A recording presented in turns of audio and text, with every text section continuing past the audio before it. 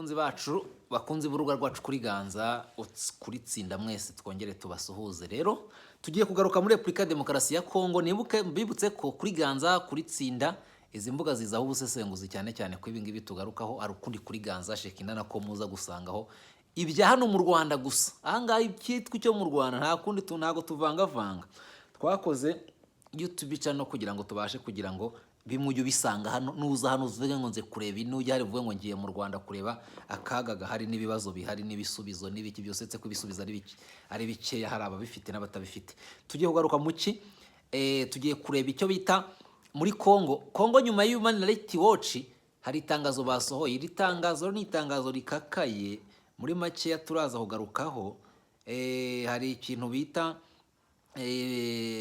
ibyago byo guhagarikwa inkunga zimwe na zimwe. Turaza kureba mu rwego rwa politike ku Rwanda Kigali isesengura rya politike turaza kurireba ibi ngibi. Hari impamvu rero mu bya tuze kugaruka mu bya gisirikare na politike M23 igaragara nk'igikoresho cyo bita proxy cy'u Rwanda atari umutwe wigenga. Hano ngira ngo hari ubusobanuro bwinshi Kongo yatanze bugendanye n'itangazo rya Human Rights Watch yari yavuze. Muri make reka tubinyura mu ndi tuze muri rya tangazo. Iri tangazo rya Republika Demokarasi ya Kongo ryasohotse rikurikira itangazo rya Human Rights Watch ku byabereye Uvira Sud Kivu. Rigamije iki? Rigamije gusobanura ko RDF M23 yagiye ikora ibikorwa byo kwigarurira umujyi wa Uvira ndetse no umujyi wa Uvira mu buryo bunyuranyije n'amategeko mpuzamahanga. Iri tangazo kandi riri kugaragaza ko kwikura kwa M23 RDF kwabaye mu buryo bwateguwe hagamijwe gusiga umutekano mukeya. Ahangaha barabiteguye babitegura nk'umutego, ariko niba koko barabiteguye natwe tugomba kubitegura. None ari icyo bitari gushimangira ko abanyamurenge ari abaturage ba Kongo barinzwe n'itegeko nshinga kandi ko kwimurwa ku gahato kwabo ari icyaha gikomeye. Kugaragaza ko u Rwanda rufite inshingano mpuzamahanga ko byabereye Uvira kubera kwivanga kw'ingabo zarwo, gushyigikira M23 no kudafata ingamba zo gukumira ibyaha byakozwe. RDC rero kandi Republika ya Demokarasi ya Kongo yemeza ko ibyabaye bishobora gushyirwa mu byiciro by'ibyaha by'intambara n'ibyaha byibasiye inyoko muntu. Bishatse kuvuga ko Republika ya Demokarasi ya Kongo yiteguye gukurikirana abakoze ibi ngibi umuntu ku wundi cyangwa se mu buryo bumwe cyangwa se ubundi. Bivuga rero ko kuri iki ngiki Republika ya Demokarasi ya Kongo iravuga yuko rwose nta mpaka zindi.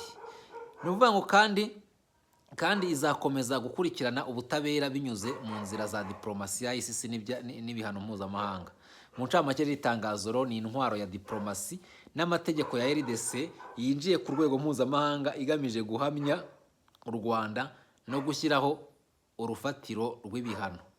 Turaza rero ku isesengura rya politike n'amategeko tuze ku Rwanda mu rwego rwa politike, tuze uburyo rivuga ku mugaragaro ko Rwanda ari cyo bita puissance occupante, igihugu kigaruriye ikindi. Iyi ni intambwe ikomeye. Muri make rero tuze kureba ibi bihita bihuzwa n'inama za Sena za USA n'amasezerano ya Washington ndetse n'igitutu cya Union Européenne ndetse n'iyintuza na ONU. Turaza kureba ingaruka zikomeye ahangaha kuri M23. Tuze kureba mu by'ukuri M23 irimo kuva mu rwego rwa agiteri politike ijya muri groupe criminelle internationale. Tuze kureba ku banyamurenge ritangazo rifite uburemere bukomeye ku banyamurenge mu buryo bubiri, mu buryo bwiza buri juridique ndetse rikanagira n'uburyo bubi buri sécuritaire. Ibyo iyo M23 igabanutse abanyamurenge bashobora no kuva. Rero muri make turaza kubireba ku mutekano wa Sud Kivu, nabyo turaza kureba 0 à 3 mois. Tuze kureba n'umwanzuro w'isesengura Kigali na M23 bari mu cyicire kimeze gute, gutsinda buhoro buhoro, gutsindwa buhoro buhoro.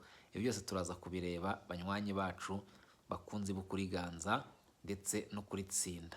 Ngira ngo rero karibu tuba twabateguriye kandi twizeye neza ko muba mudukurikira umunota ku munota itsiyerisi ku itsiyerisi, ni segonda ku isegonda.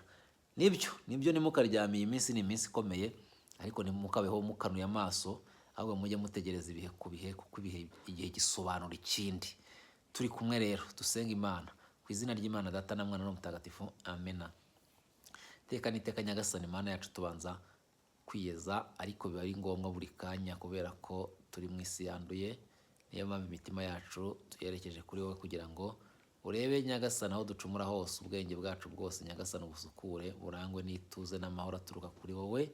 Kandi Mana ishobora byose, uduhe imbaraga zo gutsinda icyaha, icyago, icyasha n'ikibi cyose gituruka ku mwanzi sekibi w'ibihe byose. Nyagasani udufashe, utubabarire, twiteho, tugire ibambe, kandi dukomeze mu kwemera, mu kwizera nyako, kwizera gushyitse kandi ukwizera kw'intwari. Mana yacu rero, niwe murengezi wacu, niwe rumuri nyarwo, niwe rukundo runyarwo, kandi niwe uturengera umunsi ku munsi, ndetse ukatanaturengera amanywa n'ijoro. Udufashe Nyagasani dawe Mana ushobora byose rero, intambaro zirangize, kandi ikizirwanya, ikizizana cyose ugitsinde mu izina ryawe no mu rukundo rwawe Nyagasani. Wowe Imana Data na Mwana n'Umutagatifu, nk'uko bisanzwe iteka, ubaye no mu iteka ryose, amena. Ndakuramutsa Mariya, uje muhorana n'Imana, yahuje abagore bose umugisha, na Yezu umwana wabyara asingizwa. Mariya Mutagatifu, umubyeyi w'Imana, urajya udusabira twe abanyabyaha kuri n'igihe tuzapfira, amena. Ku izina ry'Imana Data na Mwana n'Umutagatifu, amena. Twagiye itangazo risobanura rya Leta ya Repubulika ya Demokarasi ya Kongo, rikurikira itangazo rya Human Rights Watch ku byerekeye ibiri kubera iyo Sud Kivu. Kinshasa, tariki ya 22 Mutarama 2026, Leta ya Repubulika ya Demokarasi ya Kongo yatangaje ko yamenye itangazo ryashyizwe ahagaragara tariki ya 20 Mutarama 2026 na Human Rights Watch, rifite umutwe ugira uti: Repubulika ya Demokarasi ya Kongo, abasivili muri Sud Kivu bari mu byago bikomeye bijyanye n'umutekano wo mu mujyi wa Uvira mu ntara ya Sud Kivu, nyuma y'iseswa, kwikura ry'ingabo z'u Rwanda n'abafatanyabikorwa bazo mu mutwe wa AFC M23. Mu gihe rero leta yihambiriye kurinda by'ukuri abasivili no kubahiriza byimazeyo uburenganzira bwa muntu, isanga ari ngombwa gusubiza iki kibazo mu murongo wacyo by'ukuri w'ibyabaye mu rwego rw'umutekano n'amategeko, hagamijwe kwirinda isesengura ridakurikije ukuri cyangwa se rigabanyije amakuru, ryateza urujijo ku byabaye n'ababigizemo uruhare. Ku isesengura ryakozwe, kwikura kwa RDF M23 uko ibintu byakurikiranye n'inshingano z'ababigizemo uruhare.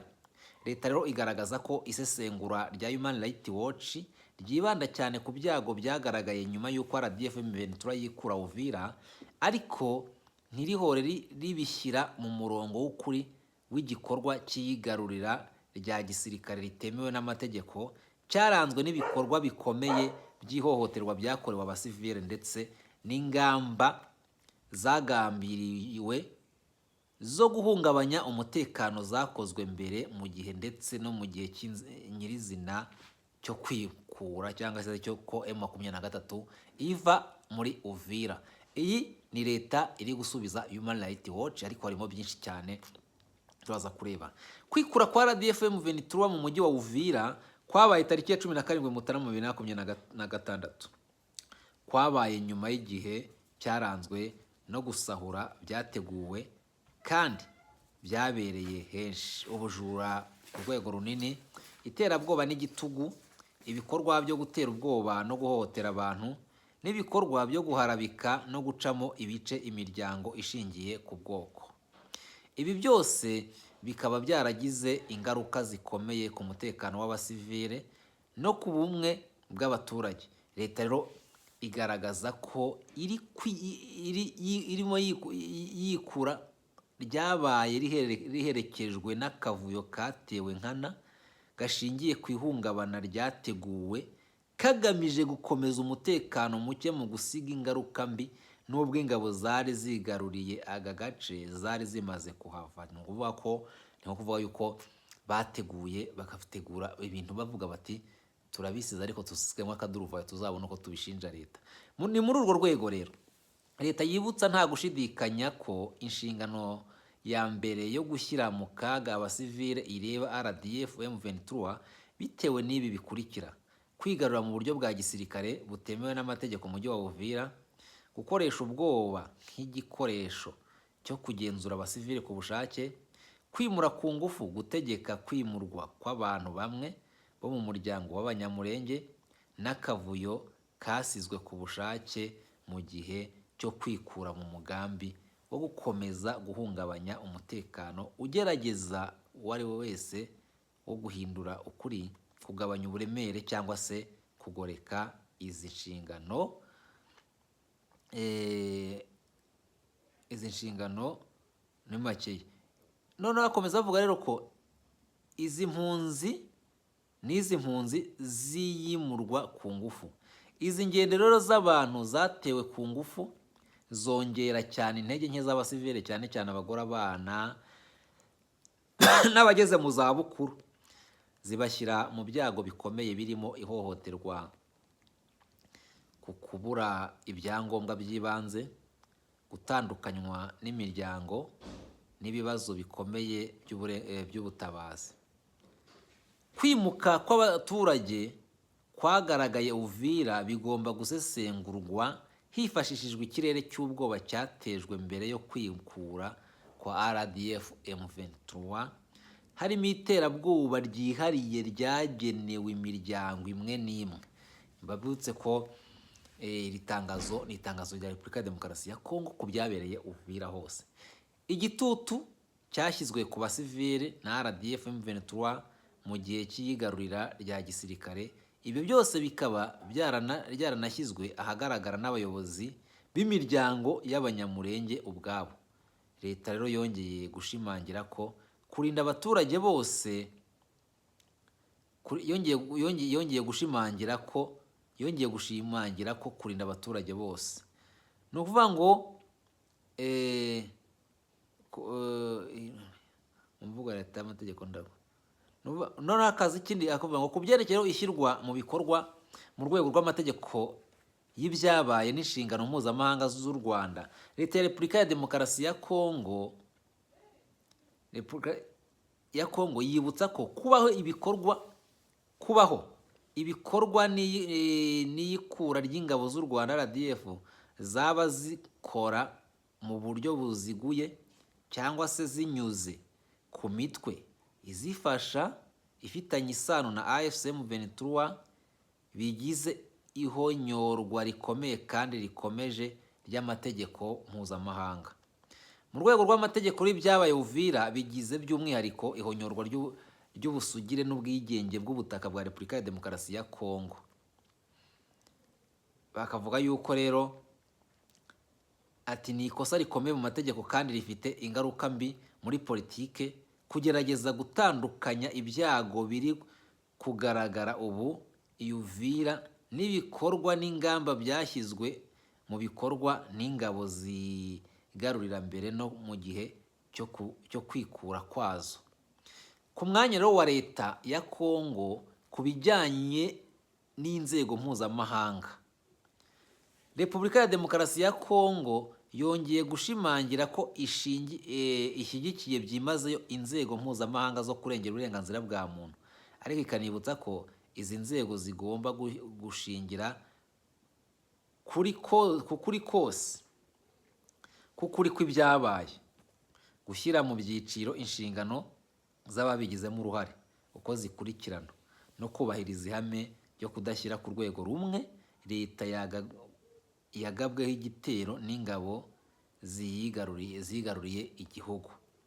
Leta rero igaragaza ko yiteguye gukomeza ubufatanye n'inzego mpuzamahanga zibishinzwe igihe cyose isesengura n'inama zitangwa bishingiye ku gusoma neza amategeko mpuzamahanga kandi ntibivangavanga inshingano cyangwa ngo bigore ku kuri kw'ibyabaye. Iyo rero ni Repubulika ya Demokarasi ya Kongo muri makeya, bagatanga n'umwanzuro. Ibiri kubera Uvira rero byemeza byeruye inshingano mpuzamahanga z'u Rwanda bitewe no kwivanga kw'ingabo zarwo ku butaka bwa Kongo no gushyigikira umutwe witwaje intwaro ukorera mu butaka bwa Repubulika ya Demokarasi ya Kongo. Repubulika ya Demokarasi ya Kongo izakomeza gukoresha inzira za diplomasi, iz'ubutabera, iz'inzego mpuzamahanga ziboneye kugira ngo ihohoterwa ry'amategeko mpuzamahanga ryemezwe ku mugaragaro, inshingano z'ababigizemo uruhare zigaragazwe neza, kandi ubutabera butangwe ku basivile babayeho ingaruka z'ibi bikorwa.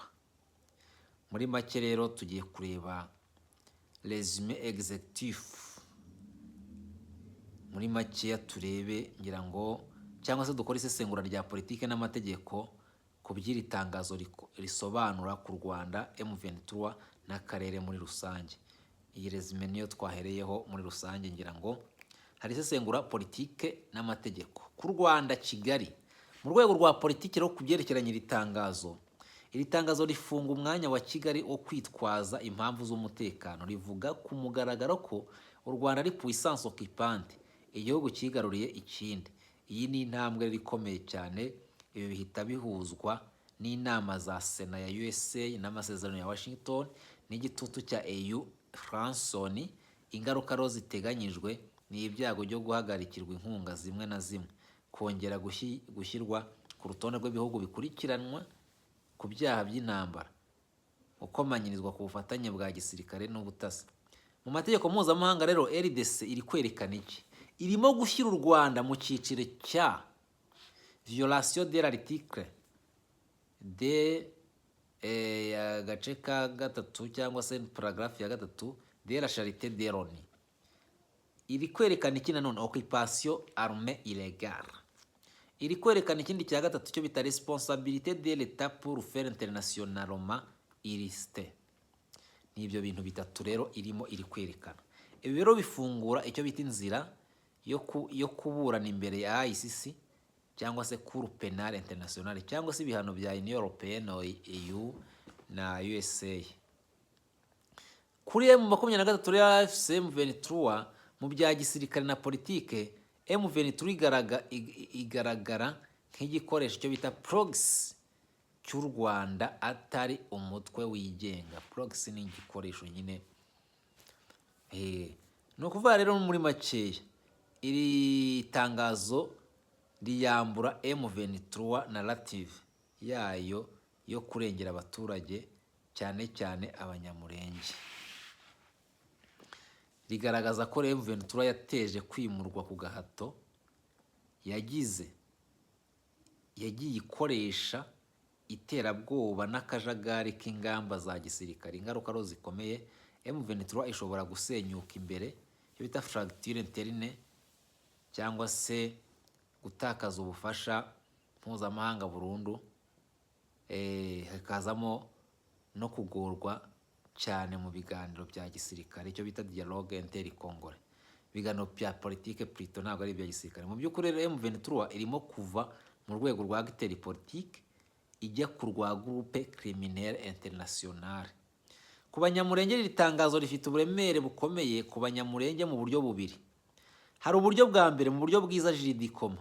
Leta ya RDC yemeza ku mugaragaro ko abanyamurenge ari abaturage ba Kongo byuzuye, barinzwe n'amategeko, nta muntu wemerewe kubimura ku gahato. Ibi rero bifungura amahirwe yo kubarinda binyuze muri instrument juridique international. Iya ni amahirwe ya mbere abanyamurenge rifite. Ibi rero bifungura amahirwe yo kubarinda binyuze mu cyo bita instrument juridique international.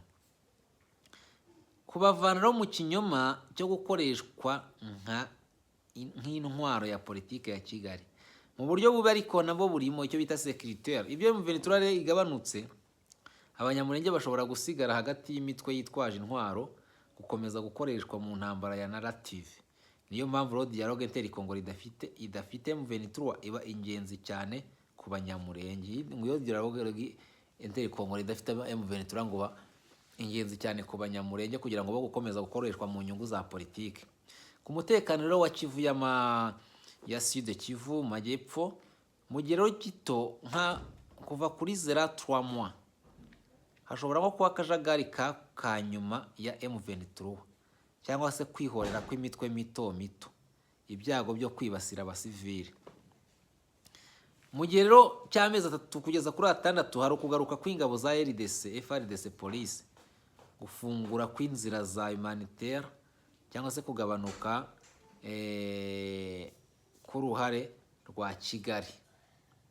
Ariko ibi bizagerwaho gusa niba igihugu igitutu mpuzamahanga gikomeje.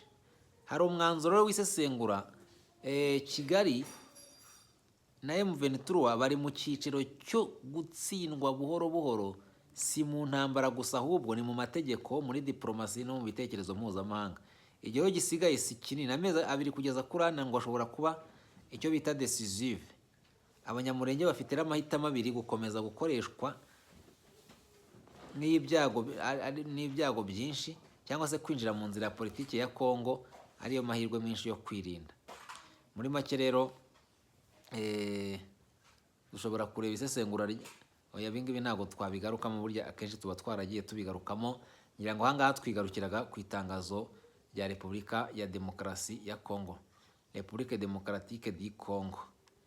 Muri make ngira ngo ni ibyo ngibyo. Kongo iravuga iti amahanga ikintu cya mbere mugomba kurese ni ibintu byose bibaye kubera iki. M23 yafashe Goma kuko bavuga ko ari u Rwanda rwayifashe, nako Bukavu, kugira busigara bwateguye akajagari karoroganize. Ni nko kuvuga ati ibyo bintu muvuga cyangwa se iyo hohoterwa rikorwa, ushobora no gusanga ari abantu baye 23 bari barafasha abantu kugira bazabahohotere, noneho bamara kubikora iyi muri make ati noneho bagasigara bari kubishyira kuri Repubulika ya Demokarasi ya Kongo.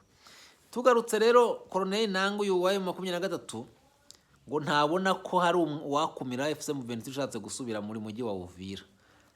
Ariko niko ari kuvuga hanga umuyobozi w'Urayi M23 rwanye n'ubutegetsi bwa Repubulika ya Demokarasi ya Kongo, Colonel Nanga Yoberuwo, niba ari Yoberuwo, yatangaje ko abarwanyi babo bashatse gusubira mu mujyi wa Uvira babigeraho kuko ngo nta wabakumira.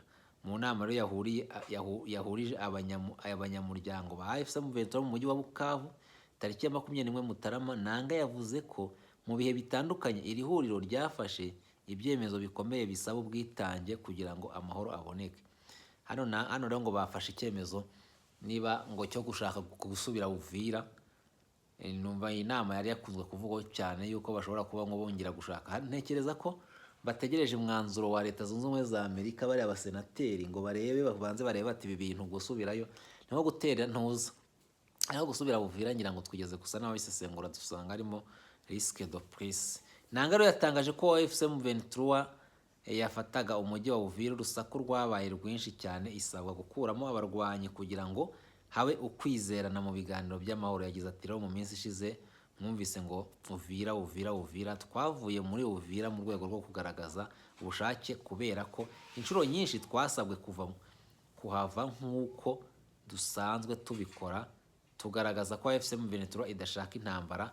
Uyu muyobozi rero yamenyesheje abanyamuryango ba FCM23 ko bafite ibya ingabo zishoboye, bityo ko iri huriro rifashe icyemezo cyo gusubira mu mujyi wa Uvira iyo ntego ryayigeraho. Ibyo ariko ni ibyavuzwe no ku ruhande rwa M23, ariko twibuke risque zo gusubira mu Uvira ndetse n'uburyo bahavuye bavuga yuko equipe yateguraga buriya wasanga barashyize, keretse niba bari basubiye inyuma wenda kugira ngo barebe uburyo bagira bategura neza, ariko bavuga ko M23 yari maze kubatakariza, bavuga ngo hapfuye ingabo 120 ingahe, abateguraga urugamba abaki bose n'ibishimisha. Ngira ngo rero ibyo nibyo Colonel Nanga yavugaga.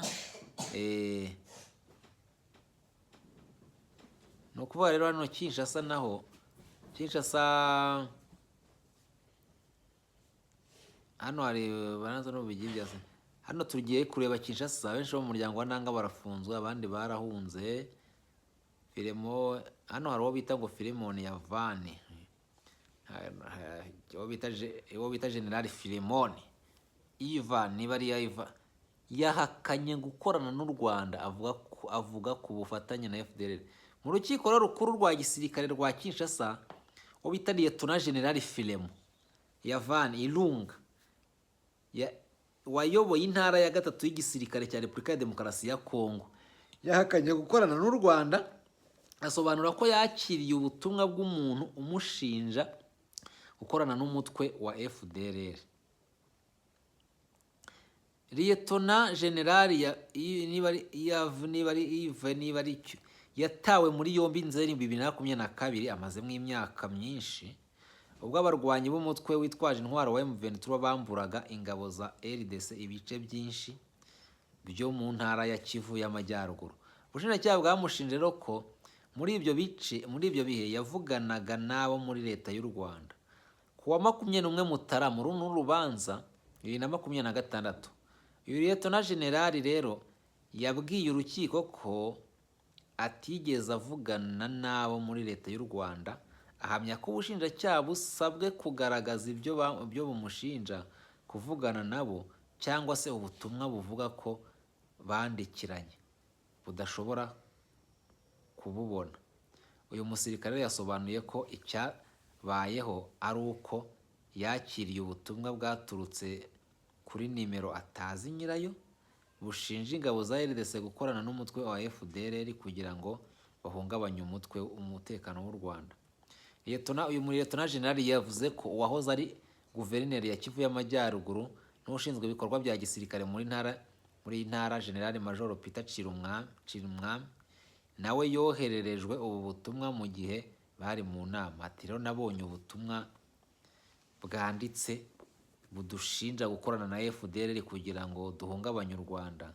Turangije inama na Peter Chirimwami yaje afite ubwo butumwa, ndi gushinjwa no gukorana na FDLR mu bikorwa bya gisirikare. Nabwiye Chirimwami ko ubwo twari mu nama nakiriye ubutumwa kuri telefoni bw'umuntu ntazi. Uyu musirikare yatangiye kuburana tariki ya 19 Ukuboza 2025, yasabye ko yaburanishwa adafunzwe, ariko urukiko rwarabyanze rusobanura ko ibyaha ashinjwa bigikorwaho iperereza.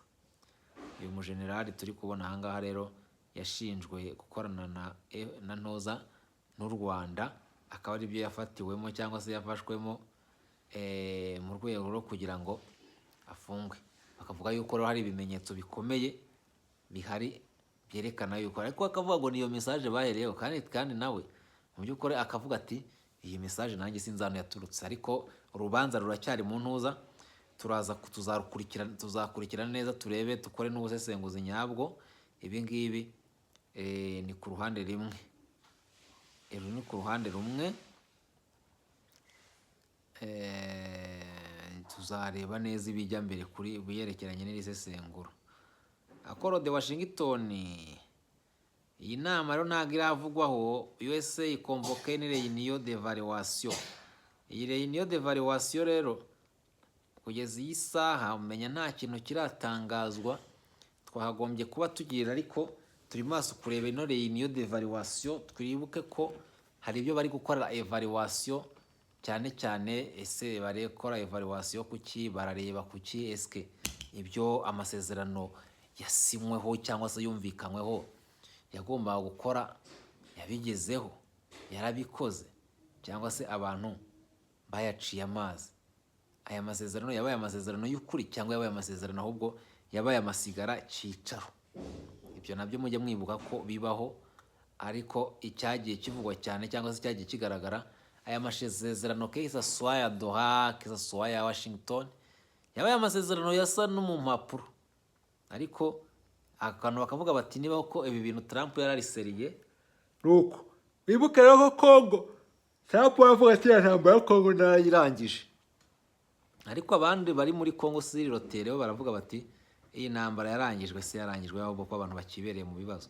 Ntawamenya rero uburyo yayirangije, ko Trump buriya ko mu by'ukuri afite uburyo asobanura mu buryo mwe cyangwa se ubundi kuba yarayirangije, ariko buriya tuzabimenya neza uko ibihe bigenda biza cyangwa se uko ibihe bigenda bisimburana iteka. Mugani wa padiri ati uko ibihe bihora bisimburana iteka tuzabibona.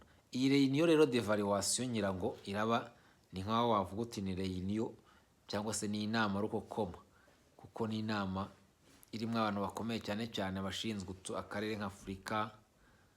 Buriya USA bifite uburyo yagiye ifata abantu ikavuga iti wowe ushinzwe aha, wowe ushinzwe aha ngaha, umuntu agasigara ari nk'umwami waho.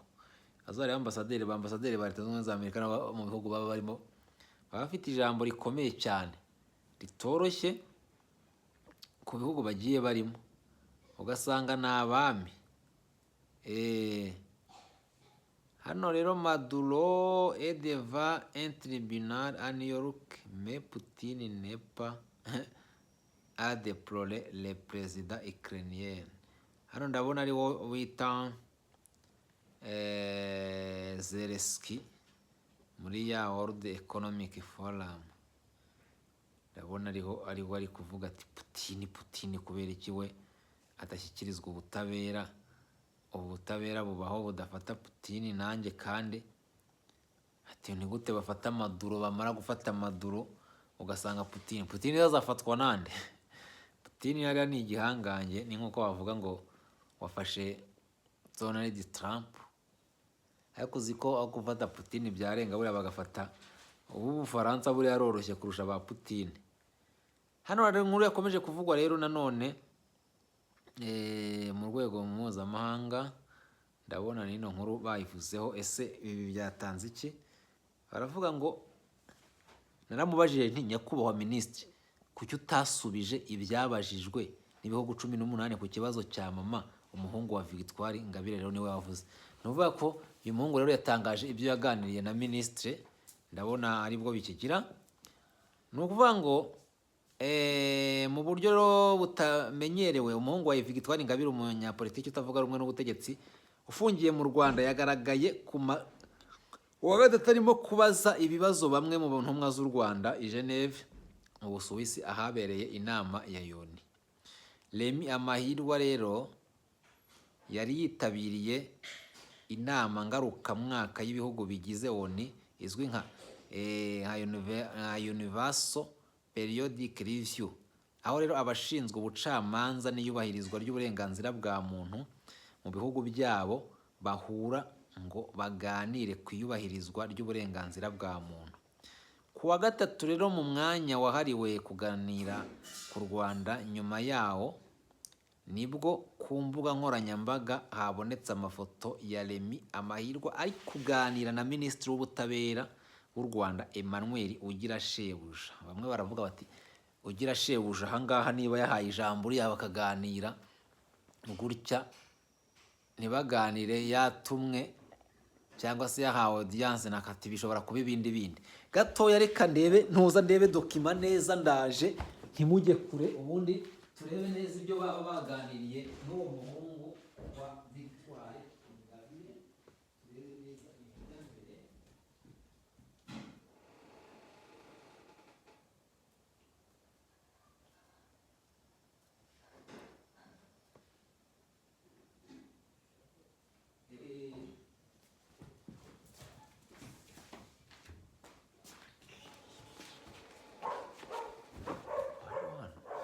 Nuko rero ngira ngo nibyo turimo turi kureba neza kugira tubanze tubishyire ku murongo.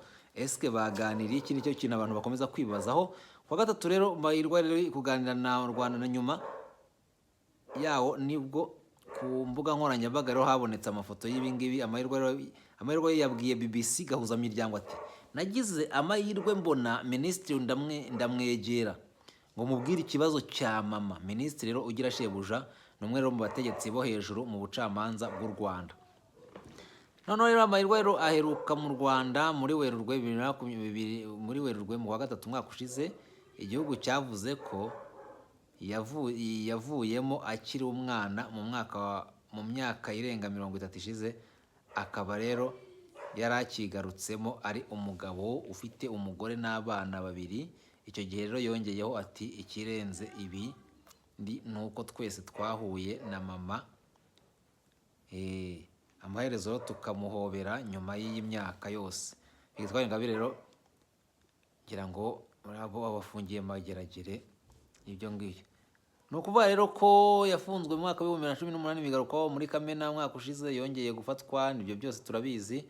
Kuva icyo gihe ntiturongera kumva ijwi rye. Niko Amahirwe rero avuga ko mu nama ku Rwanda yo ku wa gatatu Geneve, ibihugu byinshi byabajije Minisitiri Ugirashebuja, niko wavuga ati, muri iyi nama ibihugu byinshi byabajije minisitiri ugira shebuja ibibazo byo gufunga abantu binyuranyije n'amategeko n'ikibazo cya Victoire Ingabire. Ati rero ariko mu bisobanuro minisitiri yatanze ntiyigeze yinjira muri icyo kibazo ibindi bihugu rero byavuze. Ibyo rero byarambabaje kuko nari nicaye aho numva, nuko mbonye akanya ndamusanga ndamwegera ndamubwira nti nyakubahwa minisitiri, ni gute utasubije ibyabajijwe n'ibihugu ubwanjye nabaze 16 bavuze icyo kibazo by'umwihariko icya mama. Mu bisobanuro abahagarariye u Rwanda batanze muri iyi nama bavuze ko urwego rw'ubucamanza rwavuguruwe, ko hubahirizwa inzira z'ubutabera nko kunganirwa n'ubufasha mu by'amategeko, ndetse ko abaregwa bose bacibwa imanza z'intabera mu nkiko zo mu Rwanda. Noneho bavuze kandi ko ku bafunze hubahirizwa amahame mpuzamahanga y'uburenganzira bwa muntu n'ubw'imfungwa, harimo n'amabwiriza ya ONU azwi nka Mandela Laws yemejwe na ONU. Mu mwaka wa 2015 ashyiraho rero uburenganzira bw'ibanze imfungwa zigomba guhabwa na za gereza. Ariko se koko ayo mategeko arubahirizwa? Uburenganzira bw'ibanze imfungwa zigomba kubana, ubundi burenganzira bugomba nta mufungwa akagombye kuburana yiburanira adafite umwavoka. Ariko abafungwa benshi bariburana kubera ntibafite ubushobozi, ntibafite yo guhemba umwavoka.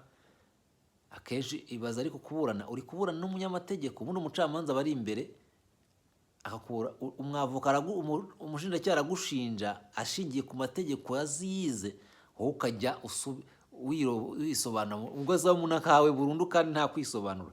Bavuze kandi ko ku bafunze hubahirizwa amahame mpuzamahanga y'uburenganzira bwa muntu. Ibyo twavuze, Amerwa yabwiye BBC ko mu byo yavuganye n'intumwa z'u Rwanda yababwiye ko umuryango we utemerewe kuvugana kuri telefone na Victoire Ingabire, ko baheruka kuvugana tariki ya 19 Kamena 2025. Yagize ati rero kuva icyo gihe ntiturongera kumva ijwi rye. Yongeyeho ati uretse minisitiri nanavuganye n'umukuru wa komisiyo y'uburenganzira bwa muntu, kandi yanyijeje ko ibyo yababwiye nibishyirwa mu nyandiko bazabirebaho. Noneho rero yambwiye ko gereza zose zo mu Rwanda zigomba kuba zitanga uburenganzira bugenwa na Mandela, niba ari Mandela Laws. Aha rero abafunze uburenganzira bwo kuvugana n'umuryango. Rero nizeye ijambo rye, nzabishyira mu nyandiko maze ntegereze nizeye. Muri make rero n'uyu muhungu wa Ingabire Victoire ndabona hano yifatanyije na ugira shebuja utombora agira umuhaka. Nicyo bishatse kuvuga. Hano bahise bazakomana ngo nacyo kizaza tugifunge na nyina, nacyo gifite ingengabitekerezo nk'iya nyina. Urumva nyine izi ni komanteri ziba ziri kuza, kameme bazana komanteri ngira ngo murazireba cyangwa se muba muzizi.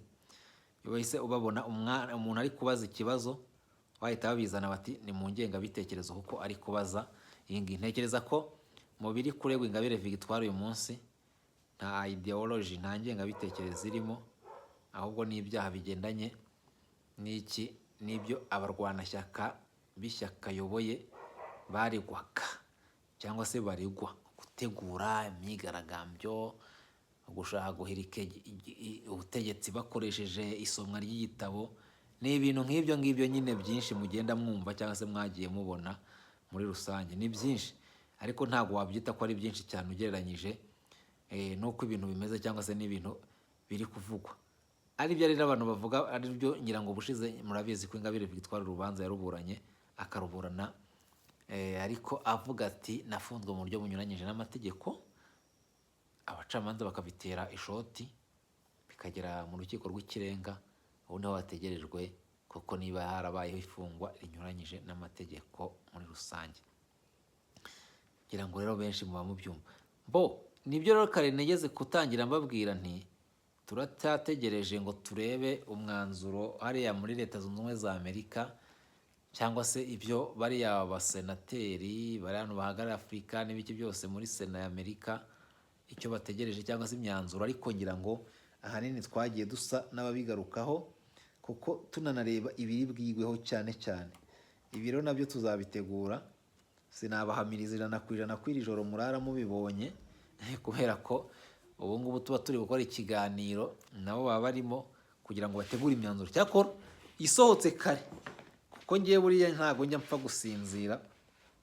Abantu benshi barabizi, igihe undungurukiye uhita usanga ameze gutya bankanuye, ariko ntabwo ndazi inyenyeri ku maso nka Bakame ngo yaraje inyenyeri ku maso kugira ngo nibayitera ijye baza basanga ikanuye gutya. Ntabwo ariko bimeze, ahubwo icyo ngewe nkora ni uko ibisanzwe nyine biba biri ibisanzwe, ahubwo ayihuta cyangwa se ibyihuta byose tuba tubireba. Banywanyi bacu, ngira ngo tumaze rero imyaka myinshi YouTube channel yacu kuri Ganza, imaze igihe kirekire. Urabona ko tugenda twavansa, biba ari byiza cyane. Tugeze ku basubscribe bagera ku bihumbi 50 na si benshi ra. Uza abantu biyemeje kwiyandikisha badushyigikira bagera kuri ibihumbi 50. Areba buryo umuntu wiyemeje kwizaho akavuga ati kabisa bayanyeretse urukundo rukomeye cyane. Ntago dushaka guhagararira aho ngaho.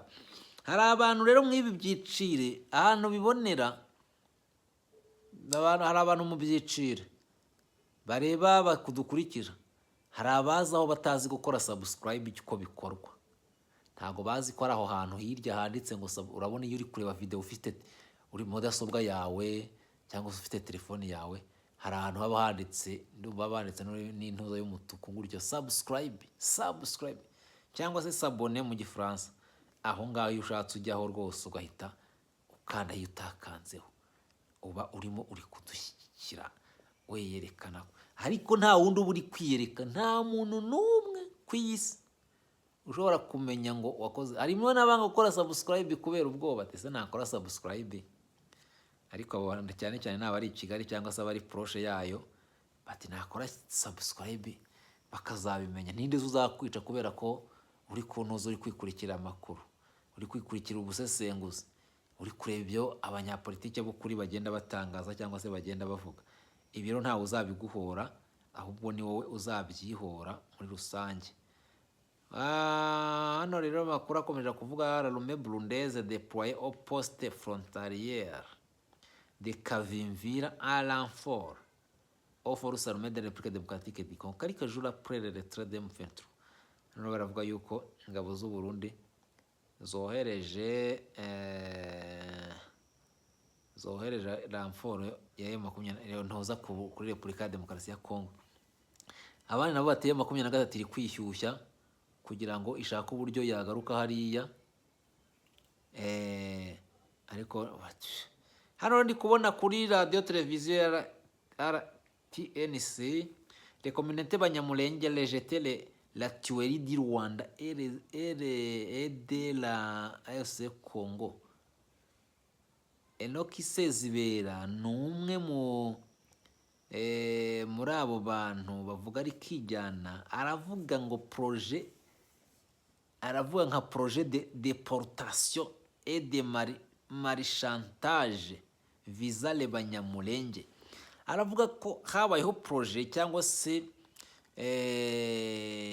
ni nk'umugambi cyangwa se umupango bakoze kugira ngo bimure abari abanyamulenge, ariko bigamije cyane uburyo bwo kugakoresha nk'intwaro ya politiki.